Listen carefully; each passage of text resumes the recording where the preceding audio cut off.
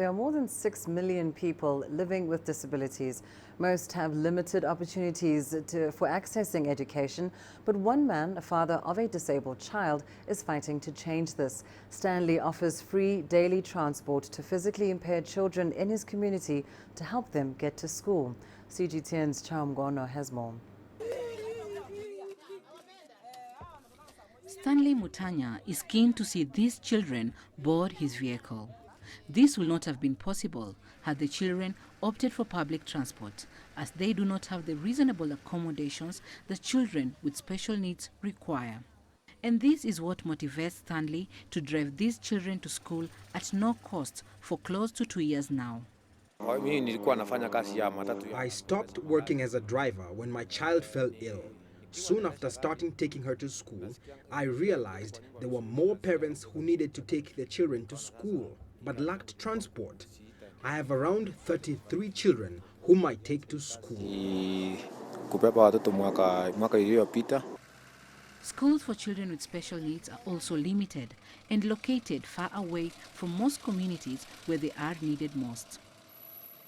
The center was established in 2007 in order to support children with special needs, majority of them coming from Kibera slum. We started with about 6 children. Currently we have about 71 children at the center. We support them through appropriate intervention measure, which include therapy service. We have basic learning skills. We have empowerment program and advocacy. The Mary Rice Center is just one of the few institutions offering education to this special group. The Kenyan government is keen to expand inclusive education in schools across the country. What we have done is to try and, as much as possible, to make sure that most of them access education in an equal measure or even better measure. Another measure that we had actually put in place is to make sure that there is adaptable exam. Somebody with disability may have lost their hand, so their handwriting are bigger and they are slower in writing. So we give them enough time and we give them enough space to be able to answer questions, not like any other normal student. But not every child is privileged. There are other obstacles that hinder them from obtaining any formal education. In fact, the problem we have in Kenya, first and foremost, is cultural beliefs. And I have told you, a child with disability, first of all, you start by blaming parents, that there is something they did wrong, that is why they have given birth, and that's why they are referred as a curse, literally. So they are hidden.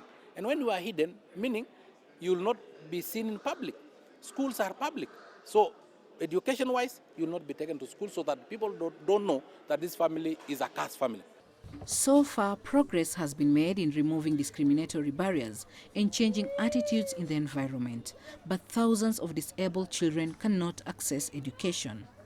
For this group, though, they are certain that Stanley will continue to pick them up and drive them to school. Chao Mghono, CGTN.